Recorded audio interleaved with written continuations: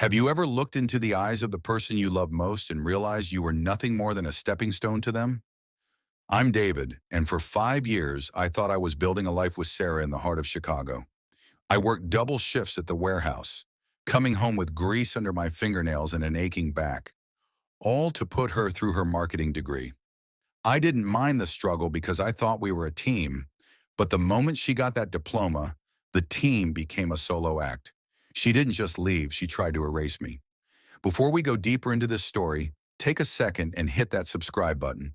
Give this video a like and let us know where you're watching from. I'm curious to know how far these stories travel. Welcome to Family Secrets and Revenge. The breakup wasn't a conversation, it was an execution. I came home to find 3 designer suitcases packed by the door. Sarah was standing there, looking like someone I'd never met, wearing a dress that cost more than my monthly rent. She told me she had met Julian, a venture capitalist she'd interned for. "David," she said, her voice devoid of any warmth, "you're a good man, but Julian is a great man.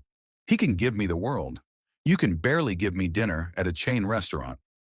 I asked her about the 5 years, the late nights I spent working so she could study. She laughed, a cold, sharp sound that echoed in our small apartment. "Consider that your tuition in learning that life isn't fair," she mocked. "Don't contact me. My new life doesn't have room for warehouse workers." She left in a silver Porsche, leaving me with a half-eaten pizza and a hole in my chest that felt like it would never close. For months, I was a ghost. I'd see her on social media, yachts in Miami, galas in New York, dripping in diamonds. Every post felt like a personal insult. She even posted a photo of a Rolex Julian bought her with the caption, "Finally upgraded from the bargain bin." I knew she was talking about me. I was the bargain bin. I hit rock bottom, but then something shifted. I didn't want to die, I wanted to thrive. I took every cent I'd saved and invested in myself. I went back to school for logistics and supply chain management. I stopped eating out, stopped sleeping more than 5 hours, and poured every ounce of my bitterness into fuel. I moved to Indianapolis for a fresh start and a junior executive role. I wasn't the guy with grease under his nails anymore. I was the guy signing the checks. 3 years passed. I was now a senior partner at a logistics firm. I had a condo overlooking the skyline and a life Sarah wouldn't recognize. I'd almost forgotten the sound of her laugh until a Tuesday morning in November.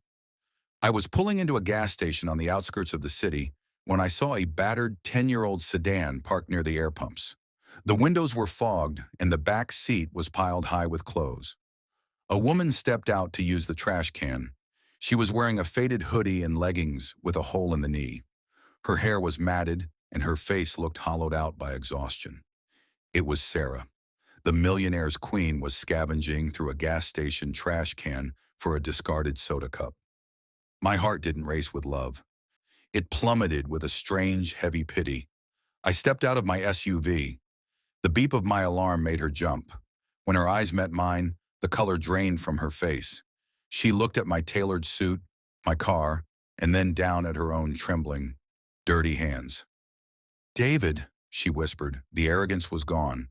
All that was left was the wreckage of a woman who had gambled her soul on a shadow. Before we continue, take a second and share your thoughts so far on this story below. I read every single one. Seeing Sarah like this after what she said to David. Does she deserve this, or is it too much? We sat on a concrete bench. She told me Julian hadn't just dumped her. He had destroyed her. He was a serial cheater who used his wealth to control women. When she finally stood up to him, he fired her from his firm, blacklisted her in the industry, and sued her for stolen gifts. She had no savings because she spent it all trying to keep up with his lifestyle.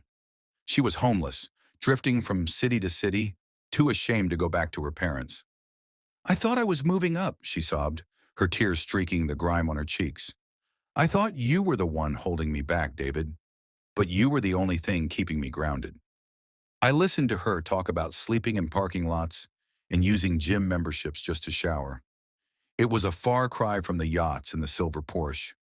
She looked at me with a spark of the old Sarah, a desperate hope that she could manipulate her way back into my life.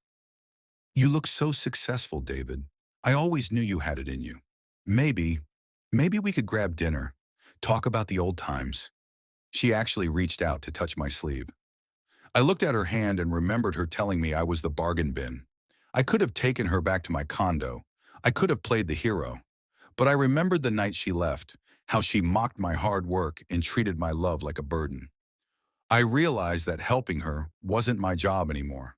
I had paid my tuition, and the lesson was finally over. I reached into my wallet and pulled out $500 in cash. I handed her the money. Her eyes lit up with greed for a split second, then softened into shame.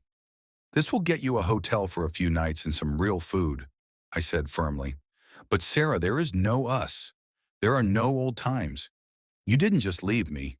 You insulted the man who would have died for you. That man doesn't exist anymore." She started to plead, but I stood up. "You told me your new life didn't have room for warehouse workers. Well, my new life doesn't have room for people who value a bank account over a heart." I walked back to my car without looking back. As I drove away, I saw her in the rearview mirror, standing by her rusted sedan, clutching the cash like it was a lifeline.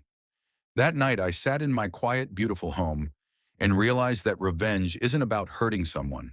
It's about becoming someone they can no longer reach. Sarah wasn't a villain in a movie. She was just a person who chose gold over growth, and she found out the hard way that gold can't keep you warm at night. Life has a funny way of leveling the playing field. The person who mocks your struggle today might be the one begging for your mercy tomorrow. I don't hate Sarah anymore. I actually thank her. Her cruelty was the spark I needed to build the life I actually deserved. Before we go deeper, I would love to hear your point of view. Tell me what part hit you the hardest in my story and share your thoughts in the comments. If you're going through a betrayal right now, if someone is laughing at your hustle or looking down on your small life, let them. Their map only goes as far as the horizon they can see. Yours goes much further.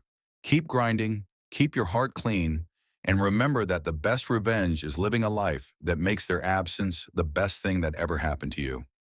Thank you so much for sitting with me through this journey today.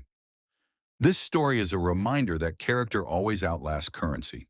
If this story touched you, please hit that like button and subscribe to Family Secrets and Revenge for more deep dives into the human heart. Have you ever had someone come crawling back after they thought they were too good for you? I want to hear your stories in the comments. I truly do read every single one. Until next time, take care of yourselves and each other.